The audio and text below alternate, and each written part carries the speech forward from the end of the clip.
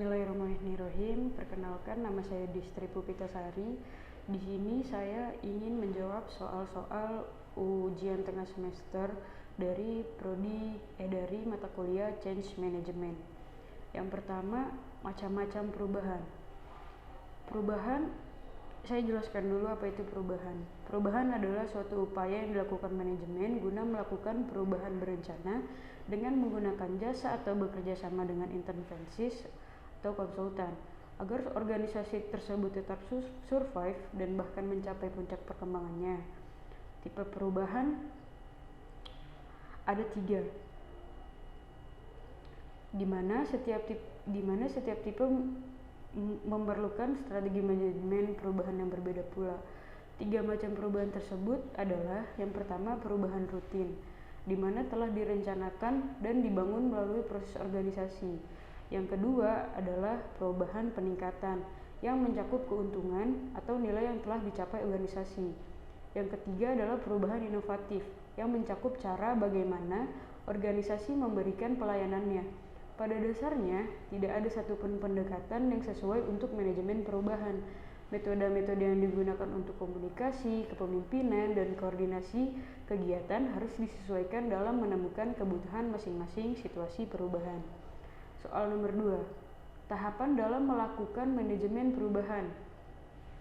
Tahap pertama, yang merupakan tahapan identifikasi perubahan. Diharapkan seseorang dapat mengenal perubahan apa yang akan dilakukan atau terjadi. Dalam tahap ini, seseorang atau kelompok dapat mengenal kebutuhan perubahan dan mengidentifikasi tipe perubahan. Tahap kedua adalah tahap perencanaan perubahan. Pada tahap ini harus dianalisis mengenai diagnosis situasional, teknik, pemilihan strategi umum, dan pemilihan. Dalam proses ini perlu dipertimbangkan adanya faktor pendukung sehingga perubahan dapat terjadi dengan baik. Dan yang tahap ketiga merupakan tahap implementasi perubahan, di mana terjadi proses pencairan, perubahan dan pembekuan yang diharapkan. Apabila suatu perubahan sedang terjadi kemungkinan timbul masalah, untuk itu perlu dilakukan monitoring perubahan.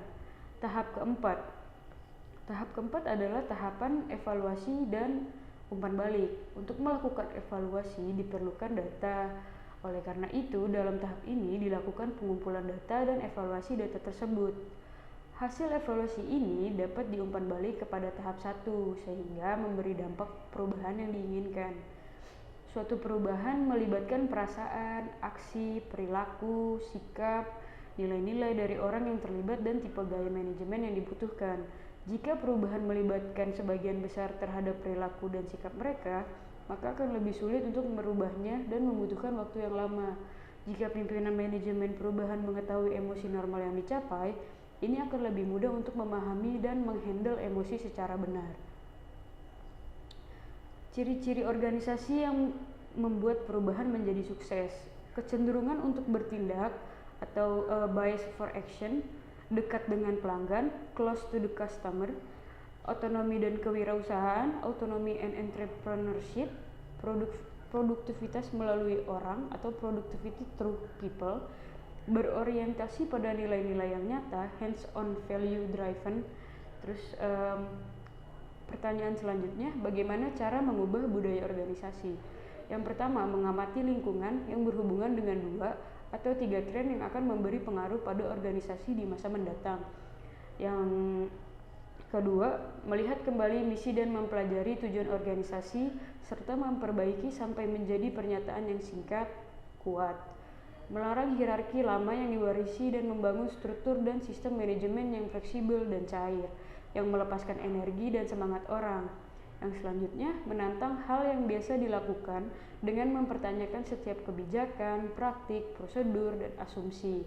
Meninggalkan hal yang tidak berguna di masa sekarang dan akan datang dan hanya mempertahankan hal yang merefleksikan masa depan yang diharapkan. Berkomunikasi beberapa pesan yang kuat dan menggerakkan yang dapat memobilisasi orang dalam misi, tujuan, nilai organisasi. Yang selanjutnya, membagikan tanggung jawab kepemimpinan ke semua bagian di dalam organisasi sehingga hanya terdapat suatu pemimpinan dan memiliki banyak pemimpin pada semua tingkat organisasi. Pertanyaan selanjutnya, sebutkan dan jelaskan teknik dalam mengurangi tantangan perubahan. Yang pertama, berikan penjelasan secara tuntas tentang latar belakang, tujuan, akibat dari diadakannya perubahan kepada semua pihak. Komunikasikan dalam berbagai macam bentuk, ceramah, diskusi, laporan, presentasi, dan bentuk-bentuk lainnya. Yang ketiga, partisipasi. Ajak serta semua pihak untuk mengambil keputusan. Pimpinan hanya bertindak sebagai fasilitator dan motivator. Biarkan anggota organisasi yang mengambil keputusan. Yang selanjutnya, memberikan kemudahan dan dukungan. Jika pegawai takut atau cemas, lakukan konsultasi atau bahkan terapi. Beri pelatihan pelan-pelan. Memang memakan waktu, namun akan mengurangi tingkat penolakan. Yang selanjutnya, negosiasi. Cara lain yang juga bisa dilakukan adalah melakukan negosiasi dengan pihak-pihak yang menentang perubahan. Yang selanjutnya, manipulasi dan kooptasi. Manipulasi adalah menutupi kondisi yang sesungguhnya. Misalnya, twisting fakta agar tampak lebih menarik, tidak mengutarakan hal yang negatif, sebarkan rumor, dan lain sebagainya. Kooptasi dilakukan dengan cara memberikan kedudukan penting kepada pimpinan penentang perubahan dalam mengambil keputusan. Yang ketiga, yang terakhir, paksaan. Taktik terakhir adalah paksaan, di mana berikan ancaman dan jatuhkan hukuman bagi siapapun yang menentang dilakukannya perubahan. Sekian jawaban saya atas